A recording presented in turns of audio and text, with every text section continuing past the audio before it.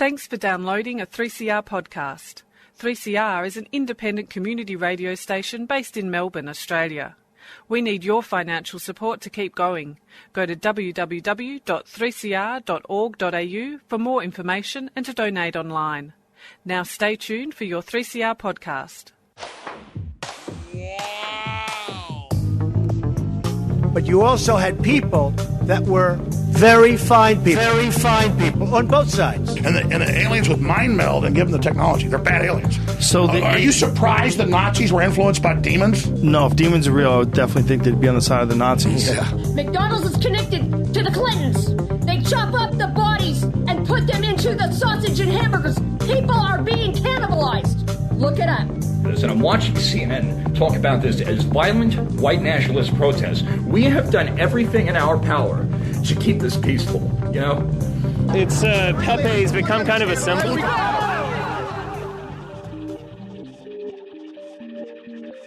Welcome to Yeah Nah Pasaran, a show about fascism and its gravediggers. I'm Cam Smith, and this week I am joined by Steph Halmhofer, who is an archaeologist and is doing a PhD on pseudoarchaeology. Thanks for joining us. Thank you for having me. I guess just to begin with, what is pseudoarchaeology? That is a really good question.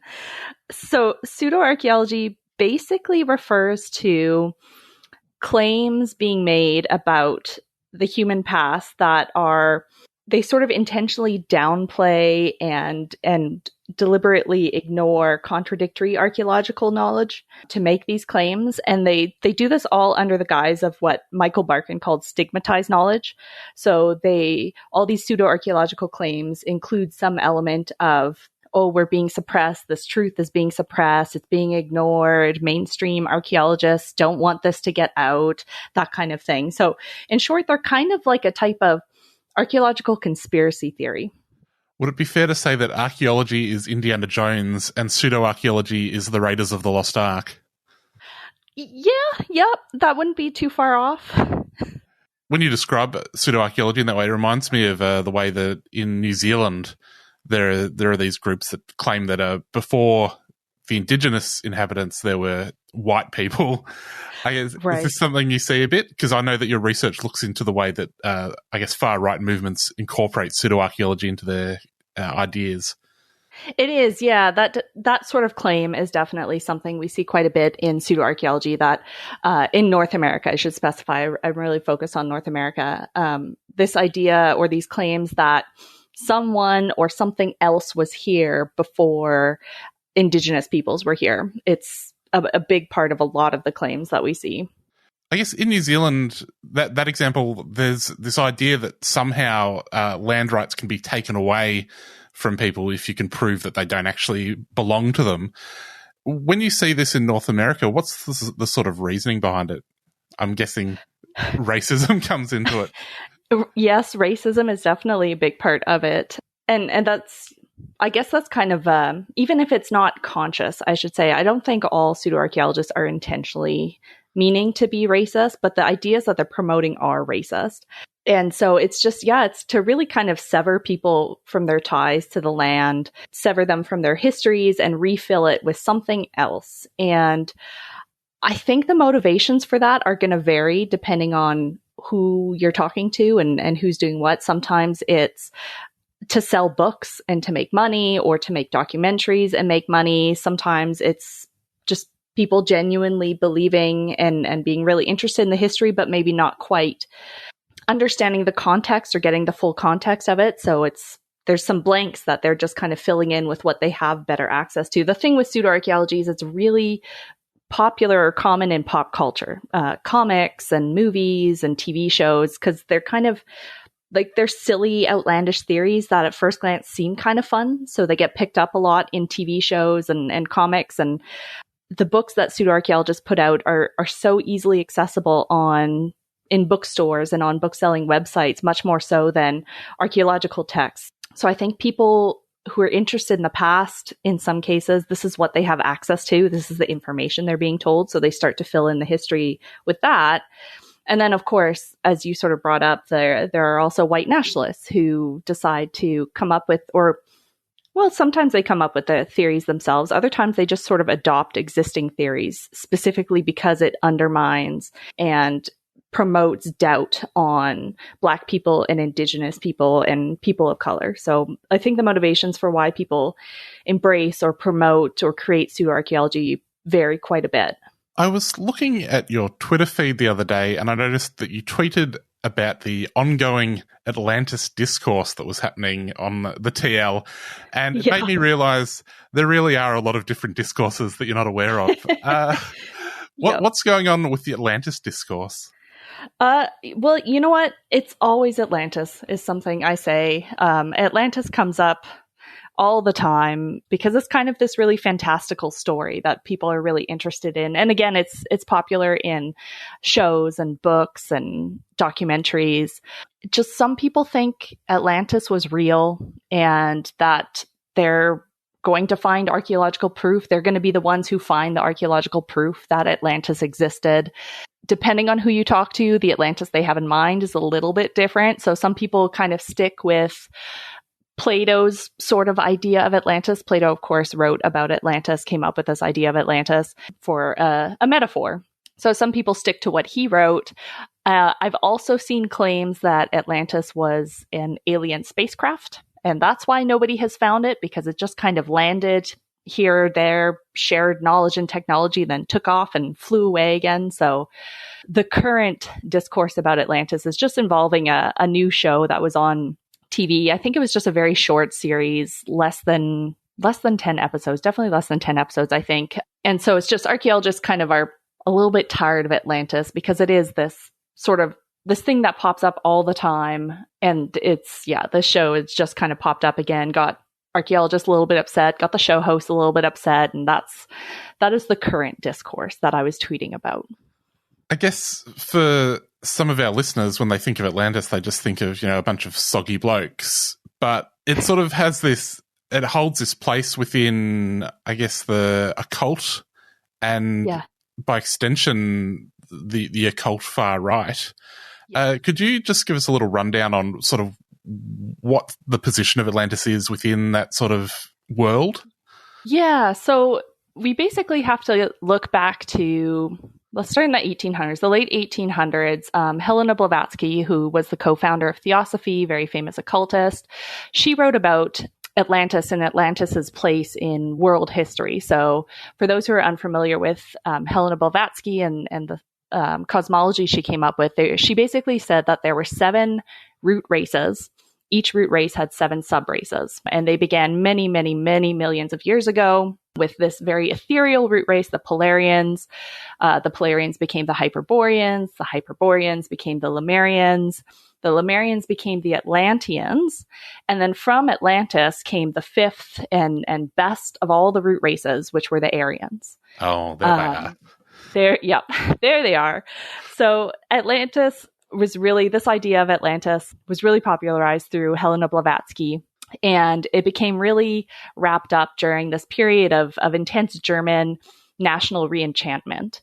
And as time went on and the Nazis started to do their thing, they became really interested in this idea of Atlantis as being the homeland of the Aryans. So during World War II, of course, the Ahnenerbe Institute was founded to look for archaeological evidence and historical evidence for the superiority of the German people and the Aryans. And part of that involved looking for Atlantis, because if you found Atlantis, you were essentially finding the homeland, finding the history of the Aryans. And then that idea of Atlantis has kind of stuck within the far right. You wrote a piece at the beginning of the year about, I guess, the January 6th riot, but also about the way that pseudoarchaeology informed it. Could you tell us about what you found when you looked into that? Yeah, pseudoarchaeology was definitely, I wouldn't say it sort of really informed what happened on January 6th, but it was a bigger part of it than what I think many people realized, but many archaeologists thought. So if we think about QAnon and QAnon's role in the January 6th or presence of the January 6th incident, QAnon is like this major, huge, ultimate conspiracy theory movement. And they kind of have their core conspiracy theories, but they've also adopted embraced a lot of other conspiracy theories. And we know that people who tend to have conspiracy interests or beliefs in one conspiracy theory do tend to have beliefs in other conspiracy theories. So it's kind of, when you step back and look at it now, it's not that surprising to find pseudoarchaeology within QAnon adherents. So Dylan Munro created what's called the Q web, which was this sort of interconnected web of conspiracy theories that QAnon really latched onto. And the web actually starts with Atlantis. It's right at the very, very front top of the web. And then the web map winds its way through many other conspiracy theories that have links to pseudoarchaeology.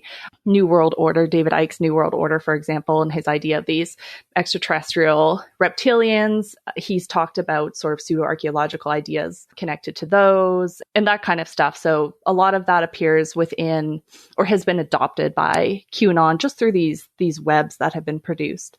And many people know of, when they think of the January 6th insurrection, they think specifically of Jacob Chansley, who had the big horns and the very bold tattoos all over his chest, is now in jail. He produced several YouTube videos. They're not on YouTube anymore. They are on other streaming services.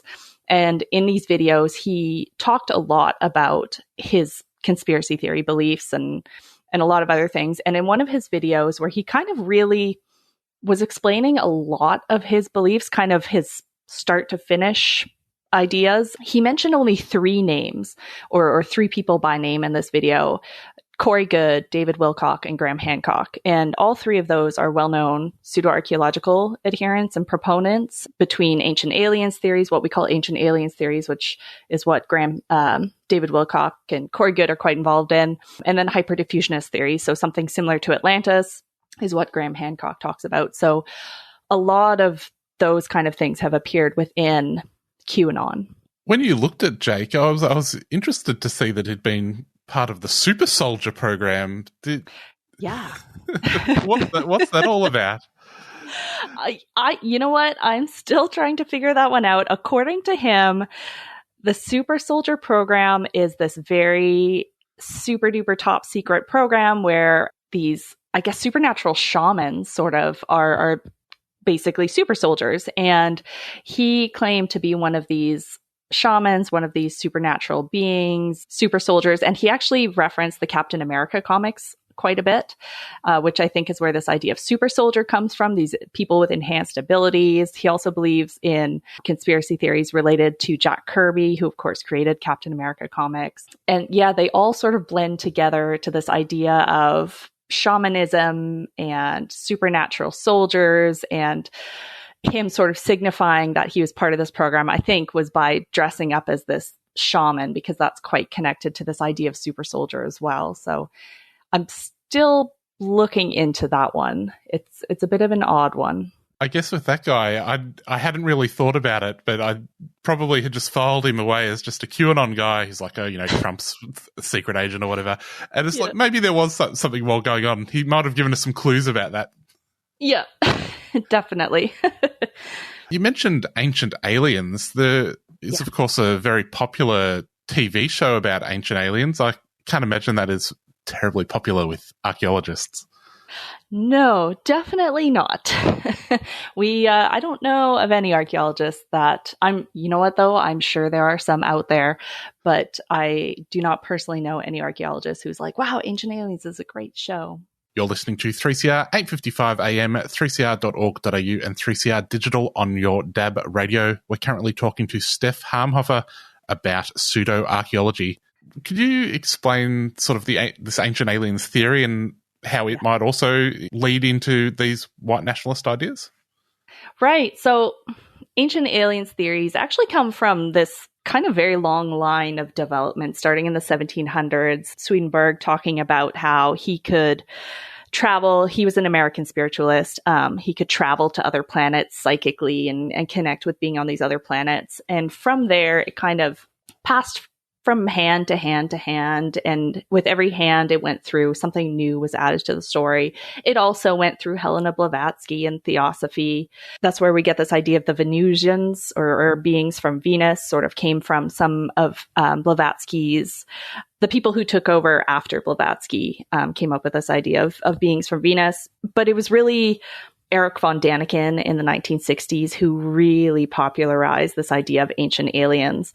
And according to him, it's exactly that people were not humans, were not capable of building things on their own, coming up with culture, coming up with religion. So it was actually these extraterrestrial beings that came down, taught people everything they know, how to have this technology or build this technology, maybe even gave them technology and gave them all these things and then flew away. And he sort of claims that when we see ancient writings about gods, he thinks that those were, people sort of forgot that these gods were extraterrestrials. So that's his whole argument. And then, of course, Zecharia Sitchin added on to this idea of, or really popularized this idea of genetic modification, that these extraterrestrials just genetically modified and created human beings. And there's sort of slight variations on ancient aliens theories, but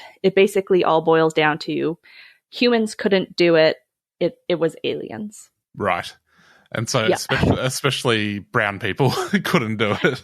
Exactly. If you look at the sites that Erich von Däniken and a lot of the ancient aliens folks, they sort of all recycle the same sites. Within pseudoarchaeology, it's always the same sites that are coming up over and over and over again. Sites in Bolivia and Peru and Egypt and North America as well.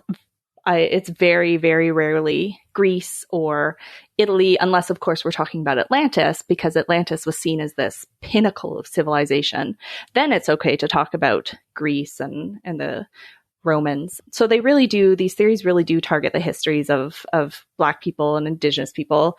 And when it comes to the far right and white nationalism, he's a self-proclaimed white nationalist who has written a lot about Aryans and Atlantis. And he also sort of touched a bit on ancient aliens theories. But his argument was that the show Ancient Aliens is actually not describing evidence for aliens. They're mistaken in that. What they've actually found is proof of Aryans.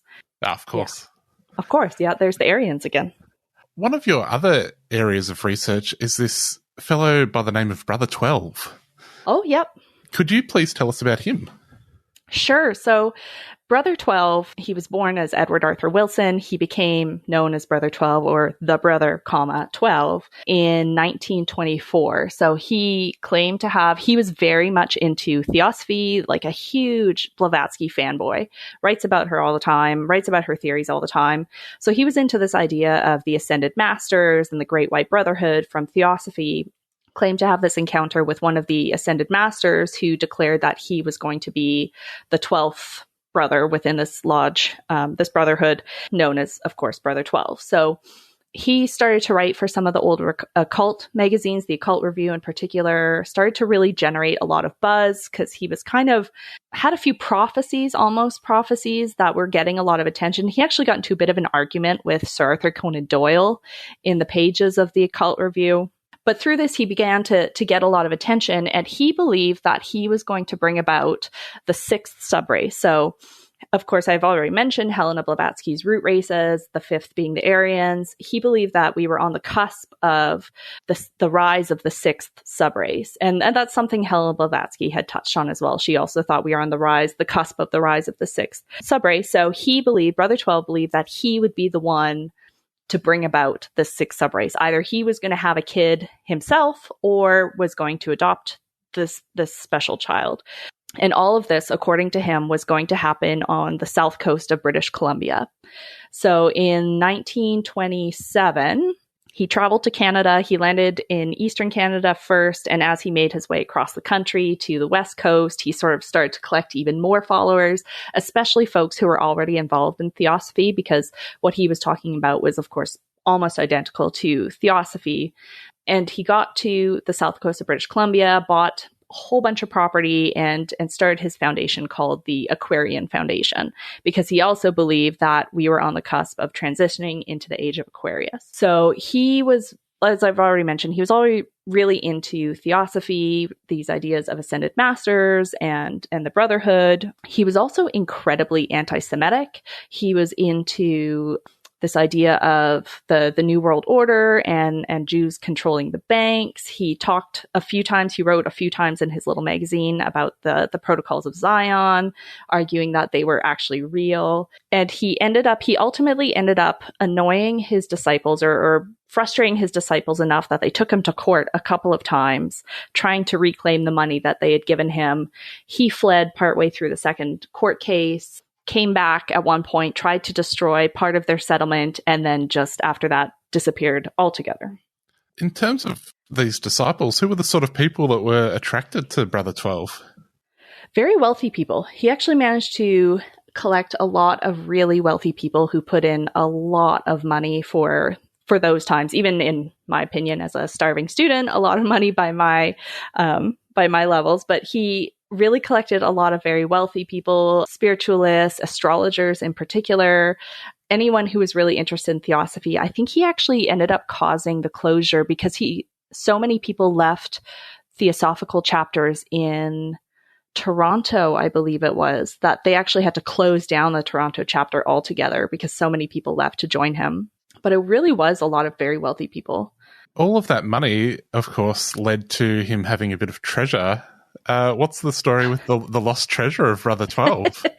Right. So he apparently would like to sort of keep the money that his disciples gave him, because part of joining the Aquarian Foundation meant that you had to give up everything to the foundation. So that included all of your money, sell your property, give the money to the foundation. And he apparently liked to turn that money into gold bars.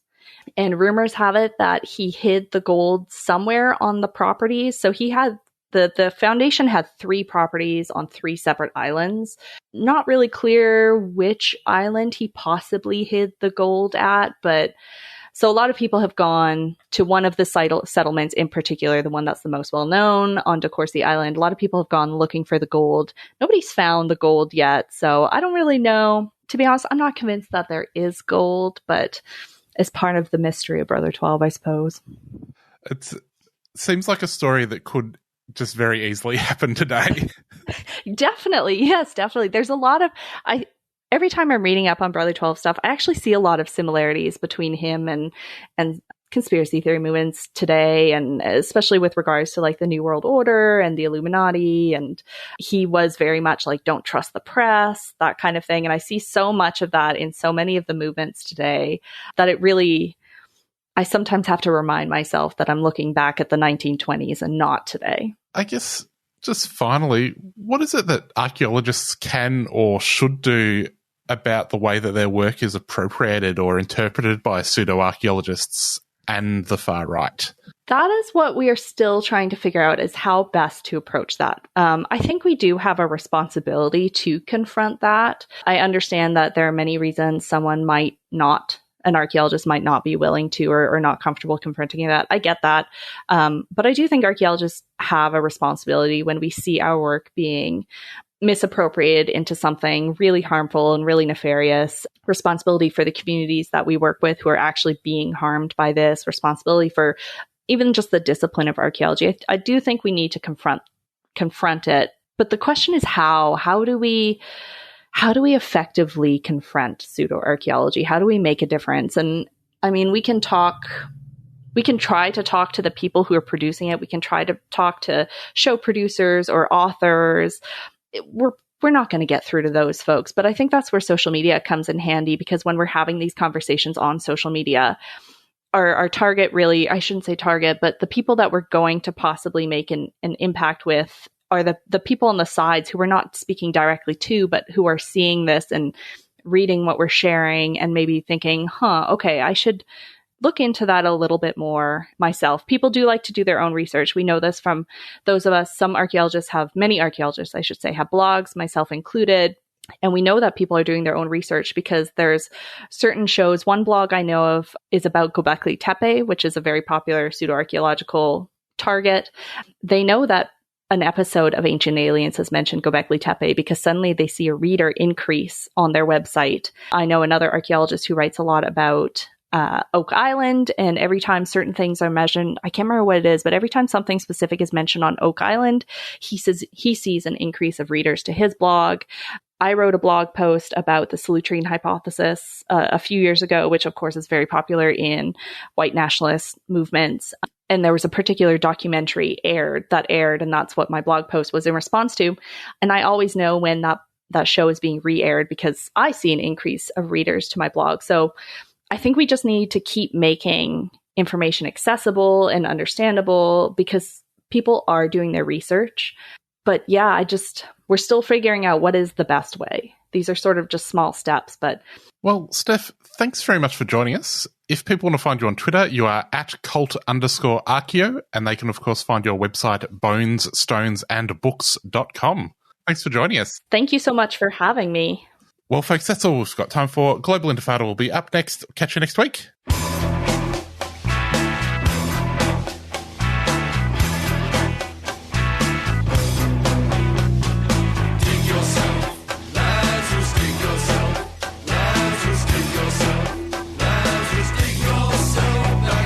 Larry made his nest up in the autumn branches, built from nothing but high hopes and thin air.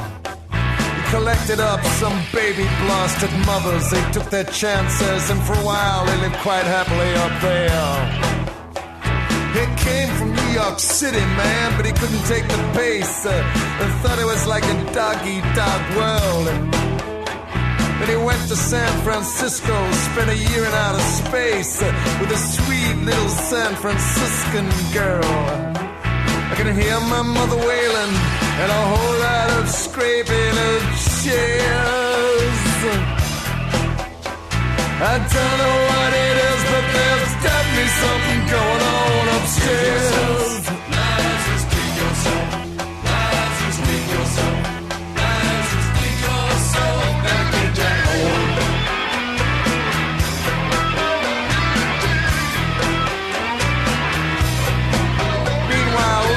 Up names for the ladies, like Miss Boo and Miss Quick.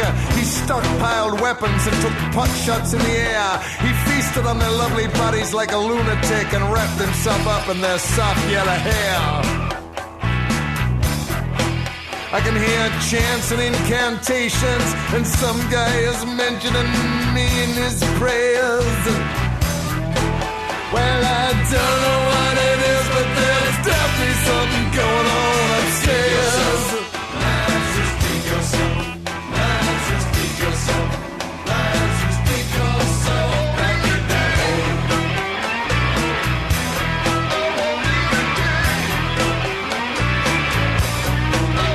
Well, New York City, man, San Francisco, LA, I don't know. But Larry grew increasingly neurotic and obscene. I mean, he never asked to be raised up from the tomb. I mean, no one ever actually asked him to forsake his dreams. He ended up, like so many of them do, back on the streets of New York City, in a soup queue, a dope fiend, a slave, then prison, then the madhouse, then the grave. Oh, poor Larry. But what do we really know of the dead, and who actually cares? Well, I don't know what it is, but there's definitely something going on upstairs.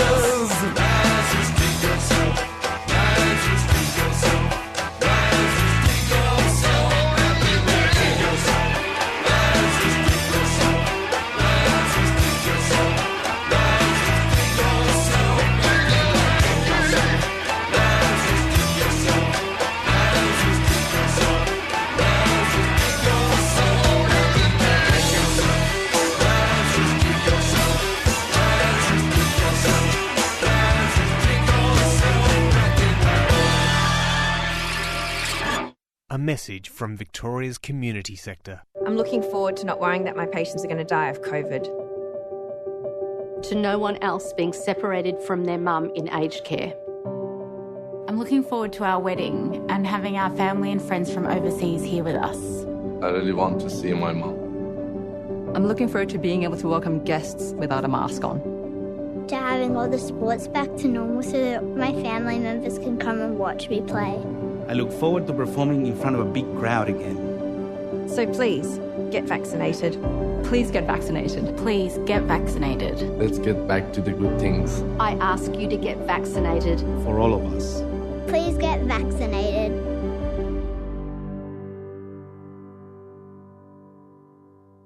A message from Victoria's community sector. A 3CR supporter.